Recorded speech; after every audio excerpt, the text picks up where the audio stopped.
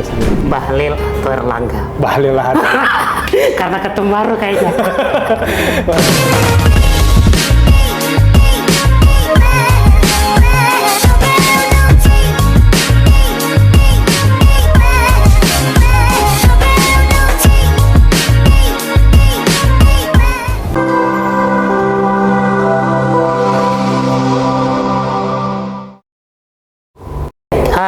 Tadi kita sudah mendengarkan cerita menarik dari Mas Nando, mulai dari Amerika, mulai dari 97 bahkan 97 yang itu menjadi titik awal sebenarnya pertemuannya dengan politik, ya, lalu menimba ilmu ke Amerika dan akhirnya memutuskan balik ke Indonesia dan justru dan bahkan membuat usaha di Jawa Tengah, di dapilnya. Jadi bukan anak Jakarta yang kemudian karena caleg tiba-tiba turun ke dapil gitu, bukan, ternyata sudah punya basis di daerahnya.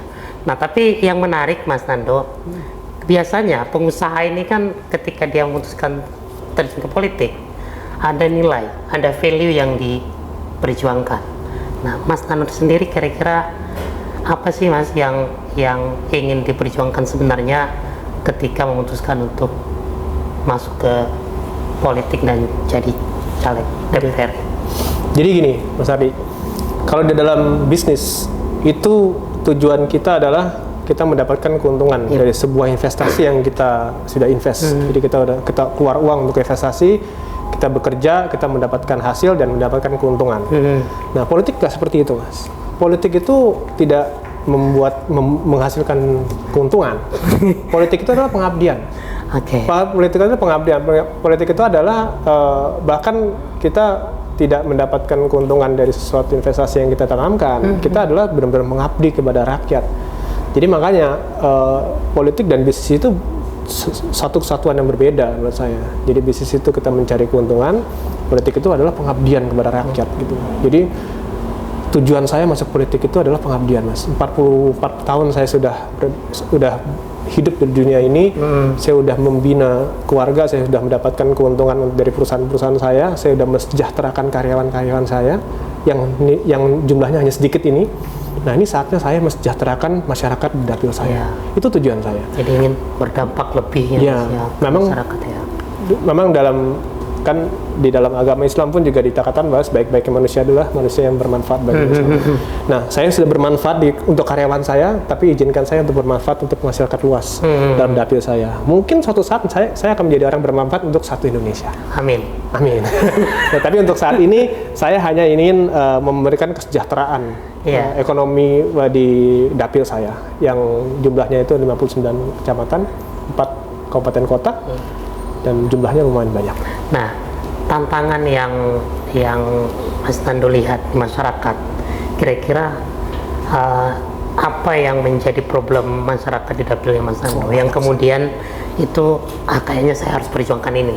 Itu banyak sekali Mas Andi. Saya tuh kampanye itu hanya 8 bulan, totalnya 8 bulan. Itu banyak sekali permasalahan yang saya harus dari infrastruktur, dari masalah pupuk, pertanian, air bersih, terus masalah kesejahteraan, kesehatan, pendidikan, itu semua itu bermasalah semua. Bukan bermasalah, artinya harus ditingkatkan.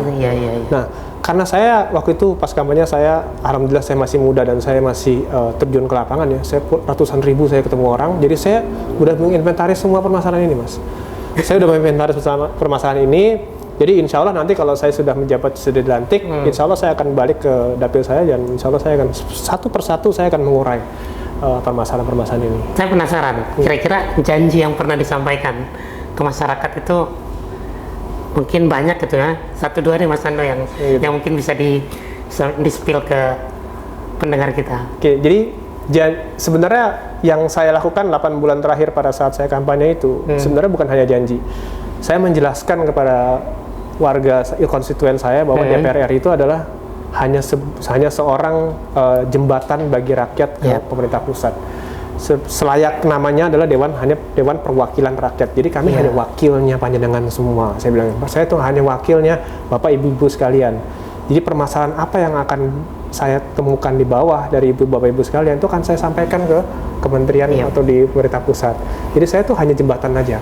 Jadi saya hanya fungsinya hanya untuk komunikasi antara rakyat kepada pemerintah pusat, permasalahannya apa. Jadi seperti itu aja. Jadi menyambung lidah ya. Menyambung lidah, betul. Jadi saya otomatis nanti begitu saya dilantik, saya akan turun ke bawah, saya akan inventaris lagi permasalahannya apa, saya akan bawa ke Jakarta dan saya akan aspirasi itu akan saya suarakan. Jadi itu aja yang saya katakan ke mereka. Jadi saya nggak banyak ngumbar janji, Mas. Sambil saya sampaikan pada saat 8 bulan saya terakhir kampanye itu, saya menggunakan media Instagram saya untuk berkomunikasi dengan semua rakyat saya yang saya temuin. Jadi banyak sekali saya setiap pagi itu, selamat malam, pagi Mas Nando, apa semua saya jawabin, Mas. Itu sendiri? Saya sendiri. Tanpa admin, Mas? Tanpa admin. Bahkan banyak semua yang kontak saya itu lewat Instagram saya. Jadi semua saya jawabin. Karena saya ingin menjadi anggota dewan yang bermanfaat, Mas. Bukan hanya seorang anggota dewan yang begitu jadi terus tiba-tiba menghilang. Saya nggak mau kayak gitu. Saya pengen seperti ayah saya. Ayah saya itu idola saya. Jadi dia tuh udah 4 periode jadi anggota DPR terus. Saya pengen terus menjadi anggota DPR. Jadi bermanfaat lah bagi dapil saya. Nah, itu tadi yang soal cerita banyak politisi yang melupakan dapil atau melupakan konstituen, kan cerita itu kan banyak, Mas. Dan itu terekam di memori publik itu. Sebagai seorang pengusaha baru, maksudnya orang yang sudah lama di dunia bisnis, sudah lama di dunia usaha, kemudian masuk ke politik, yang kira-kira menurut Mas Nando nilai-nilai di dunia usaha itu yang bisa kita bawa ke politik itu apa sih, Mas?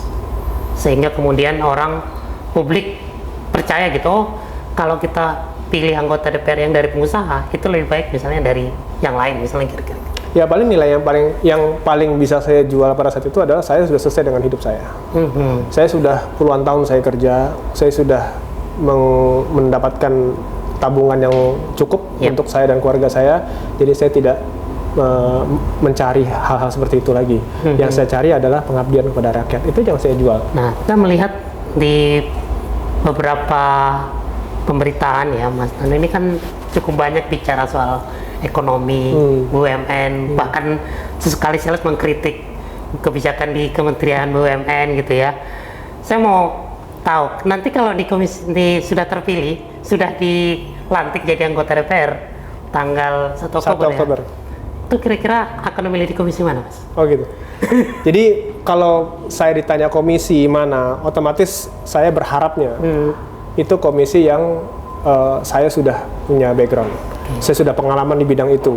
Saya sudah tahu gimana penyelesaiannya mengenai sektor-sektor itu. Nah, kenapa tadi sempat dikatakan bahwa saya sering komentar mengenai BUMN, ekonomi, keuangan? Karena wartawan yang nanya ke saya, kalau bukan sekitar itu, saya nggak pernah jawab. Saya bilang saya nggak paham kalau masalah itu. Tapi kalau misalnya saya bicara ekonomi, kita bicara BUMN, kita bicara keuangan, itu saya paham sekali. Karena itu adalah bidang saya, itu adalah background saya, itu sesuatu yang saya tekuni selama bertahun-tahun di negara ini. Jadi otomatis saya gatel untuk berkomentar di situ. Gitu. Ya, jadi itu tadi cerita Mas Nando bagaimana beliau merawat dan memperjuangkan aspirasi di masyarakatnya. Dan ini salah satu kelebihan dari politisi muda, sangat aware terhadap sosial media, menggunakan sosial media sebagai jalur komunikasi kepada masyarakat. Jadi untuk masyarakat dapil Jateng 1, Kabupaten Semarang, Kota Semarang, Kabupaten Kendal, dan Salatiga, jangan sungkan-sungkan untuk menyampaikan aspirasi ke Mas Nando lewat sosial medianya. Sosial media dijawab sendiri, jadi bukan lewat admin. Jadi semua aspirasi insya Allah akan dibaca langsung oleh Mas Nando. Baik, Mas Nando, sebelum kita akhiri percakapan kita, perbincangan kita pagi hari ini, kita mau kuis dulu, Mas Nando. Oh, iya. Ini kuisnya jawab cepat, disordered. Jadi nanti saya akan tanya ke Mas Nando dan mohon dijawab untuk cepat dan ringkas. Nggak perlu ada penjelasan. Langsung aja. Jadi tegang nih saya ini. Oke, kita mulai, Mas. Oke. Pertanyaan pertama, Kendal atau Jakarta? Kendal.